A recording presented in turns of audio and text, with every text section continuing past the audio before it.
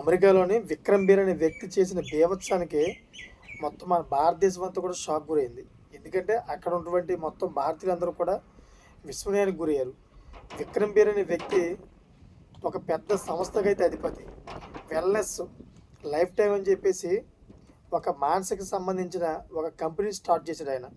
అటువంటి వ్యక్తి అమెరికాలోని ఒక బార్ షాప్ మీద అయితే దాడి చేశాడు. ఆ బార్ షాప్లో పనిచేస్తున్నటువంటి వర్కర్స్ మీద ఈ మందు బాటిల్తోటి దాడి చేశాడు.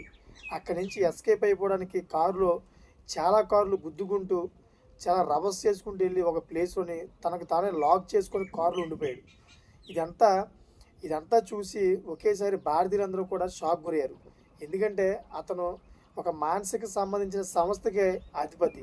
ఒక సంస్థను స్థాపించిన వ్యక్తి ఇలా చేయడం ఏంటి అని అందరూ కూడా షాక్ గురవుతున్నారు. ఎందుకంటే అమెరికాలోని ఈ మానసిక ఒత్తిడి అనేది ఈ రోజుల్లో బాగా పెరిగిపోయింది. అంతకుముందు అమెరికా అంటే ఒక డ్రీమ్ లైఫ్ మాట. ఇప్పుడు మాత్రం అది డ్రీమ్ లైఫ్ కాదు, ఒక నరకం. ఎందుకంటే ఈ ట్రంప్ వచ్చిన తర్వాత అనేక రూల్స్ తీసుకురావడం, ఎన్నో కఠినమైన రూల్స్ పెట్టడం, ఈ వీసాకి సంబంధించిన అన్ని నిబంధనలు పెంచేయడం, ఉద్యోగం కోల్పోతే వెంటనే అమెరికాని విడిచిపెట్టి వెళ్ళిపోవాలనే నిబంధనలు తీసుకురావడం, అంతేకాకుండా అక్కడ భారతీయుల మీద వ్యత్యాసం ఎక్కువగా పెరిగిపోవడం, ఇవన్నీ కూడా అక్కడ ఉన్నటువంటి భారతీయులందరిలో కూడా ఒక నిరాశకు, అదేవిధంగా ఒక మానసిక పరిస్థితికి గురి చేస్తుందన్నమాట.